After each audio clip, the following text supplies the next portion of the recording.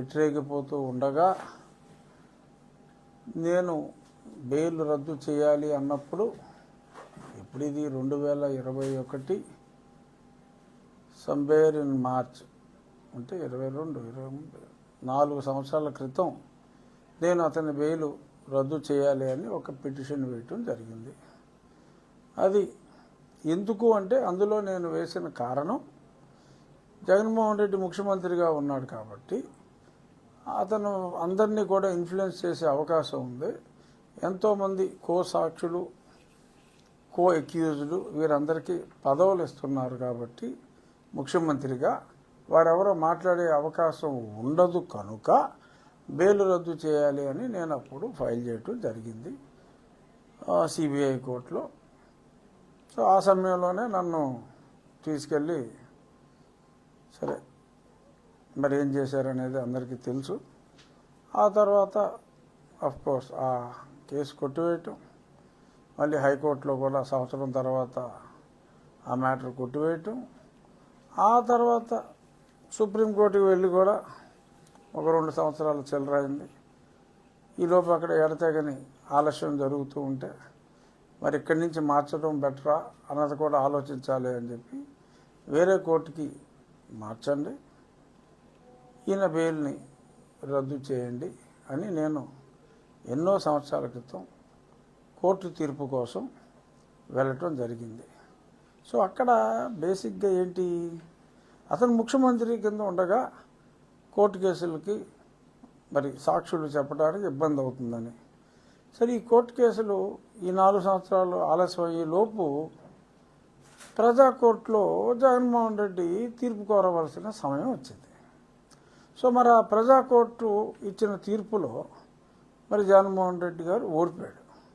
ఎలా ఓడిపోయాడంటే ప్రతిపక్ష హోదా లేనంత దారుణంగా పాపం ఆయన ఓడిపోవటం జరిగింది.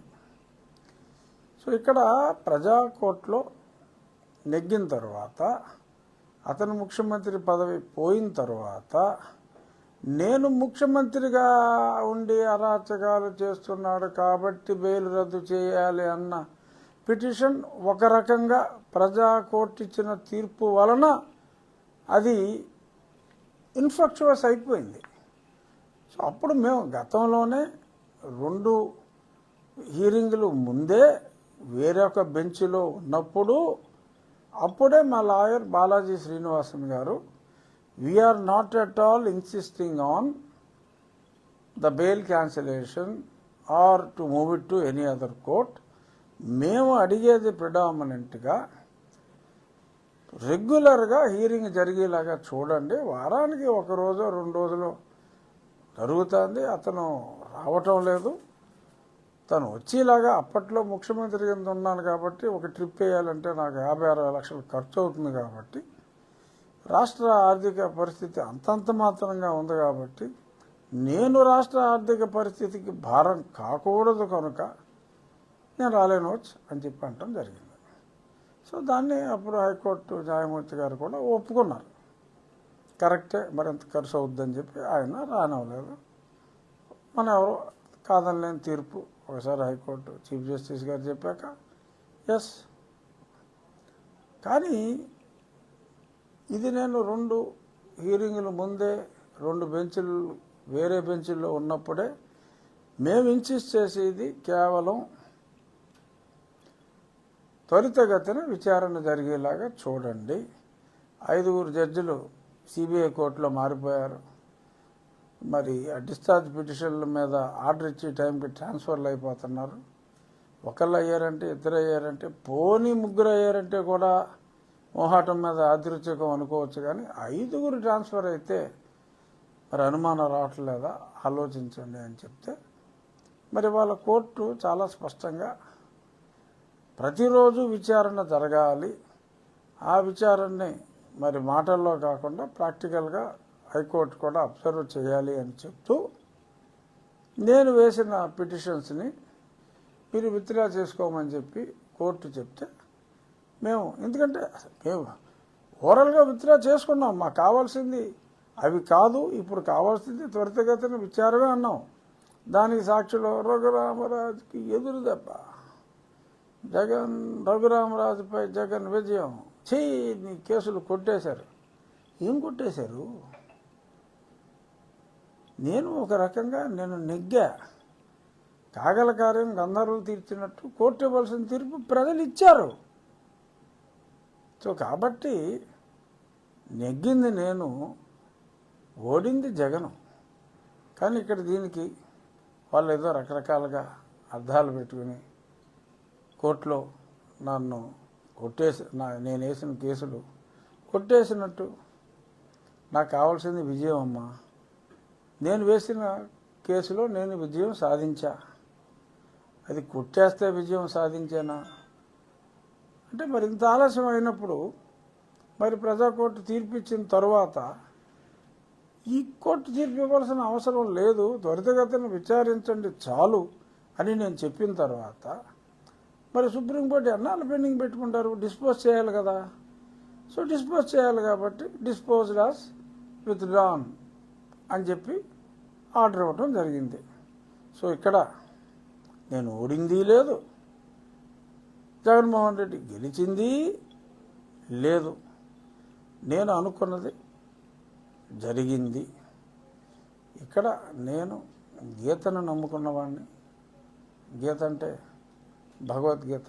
చాలామంది ఎవరో పక్కింటి గీత అనుకుంటారు. భగవద్గీతను నమ్ముకున్నవాడిని. నీ కర్తవ్యం నువ్వు చెయ్యి, ఫలితం ఆశించకు అని భగవానుడైన శ్రీకృష్ణుడు చెప్పినట్టు నా కర్తవ్యం నేను చేశా.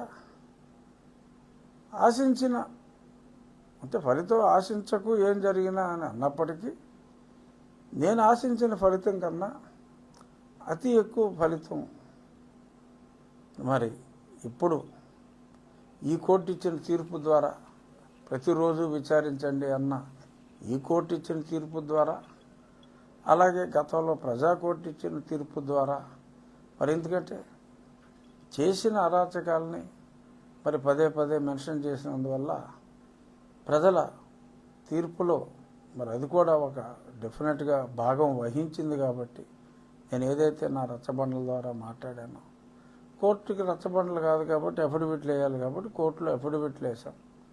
సో ఇక్కడ ఫలితం దక్కింది, అక్కడ ఫలితం దక్కింది. కానీ రేపు సాక్షి పేపర్లో ఫ్రంట్ హెడ్లైనే వేసుకుంటారని అనుకుంటున్నా. నా ఊహ ప్రకారం ఫ్రంట్ హెడ్లైన్ హైకోర్టులో జగన్, సుప్రీంకోర్టులో జగన్ విజయం, చెంపదెబ్బలు కొట్టిన సుప్రీంకోర్టు, రఘురామకు చెంప పెట్టు అని ఈ రకాలుగా రేపు సాక్షి పేపర్లో రావచ్చు. ఇవే మాటలు రావచ్చు, కాస్త అటు ఇటుగా ఇలాగే రావచ్చు. కానీ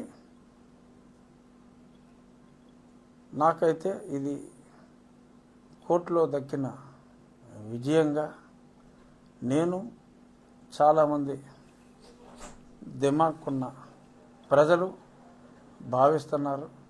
సో కాబట్టి సాక్షి రాతలు ఎవడైనా తలరాత బాగోక సాక్షి రాతలు చదివితే లైట్ తీసుకోండి, మనం నెగ్గాం. కానీ ఇప్పుడు సాధించాలి.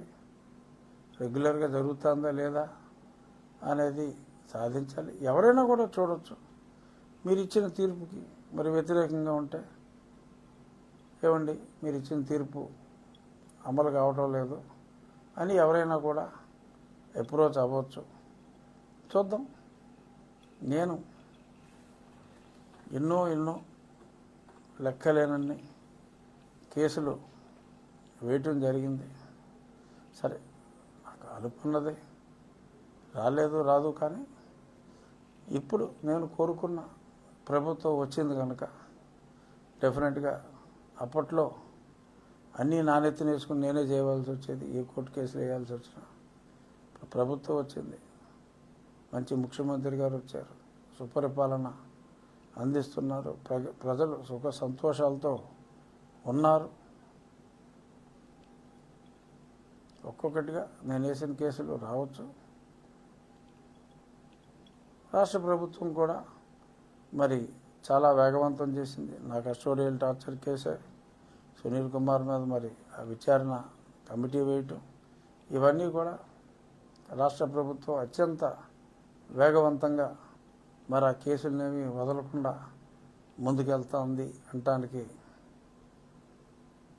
ఎస్, మాటల ద్వారా కాకుండా చేతల ద్వారా ఒక చక్కటి స్పష్టత కూడా ఇవ్వటం జరిగింది. ఇదండి నేను ఇవాళ రేపు రాబోయే సాక్షి రాతకి ఇవాళ నేను ఇచ్చిన క్లారిఫికేషన్. నా ప్రయత్నంలో నాకు విజయం ఈ రోజుకి దక్కింది. అసలు ప్రయత్నంలో విజయం ఎప్పుడు దక్కింది? ఎలక్షన్ రిజల్ట్ ఎప్పుడు వచ్చింది? మే 14 నా పుట్టినరోజు నాడే రిజల్ట్ వచ్చింది. 14 13 నన్ను పుట్టినరోజు నాడే మరి రిజల్ట్ వచ్చింది. భగవంతుని నిర్ణయం. మరి బాలయ్య గారి భాషలో చెప్పాలంటే దబిడి చేశారు ప్రజలు. అందరికీ తెలియజేయాలనే ఉద్దేశంతో